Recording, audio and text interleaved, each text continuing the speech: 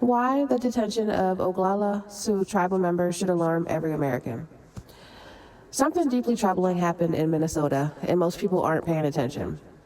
Reports emerged that Oglala Sioux tribal members, who are U.S. citizens, were detained by ICE in Minneapolis. If that's true, it raises serious questions about racial profiling, tribal sovereignty, and constitutional rights.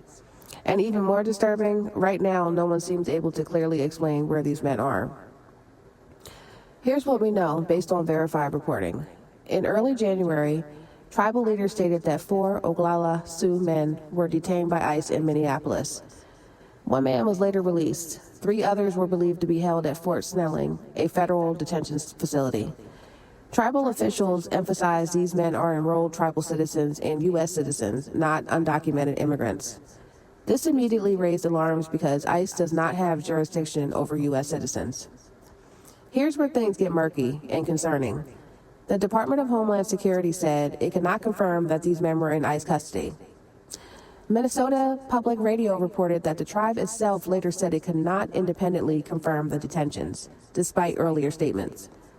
The Oglala Sioux tribal president walked back some earlier claims, clarifying that DHS did not pressure the tribe into cooperation agreements, but still maintained that something went wrong and answers are missing.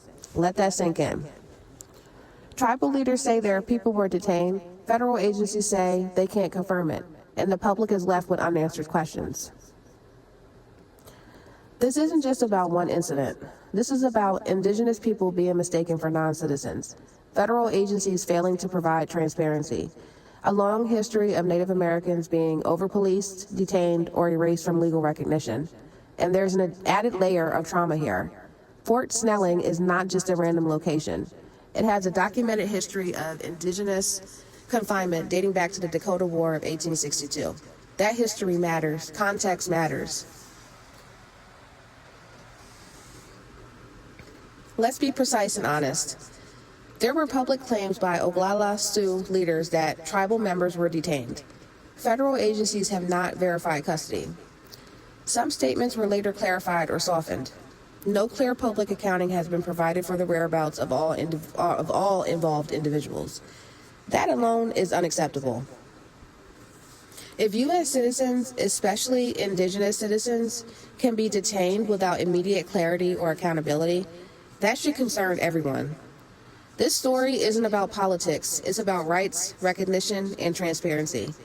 And until there are clear answers, this deserves attention, not silence. History doesn't repeat itself exactly, but it does recognize patterns. And this one should make us uncomfortable.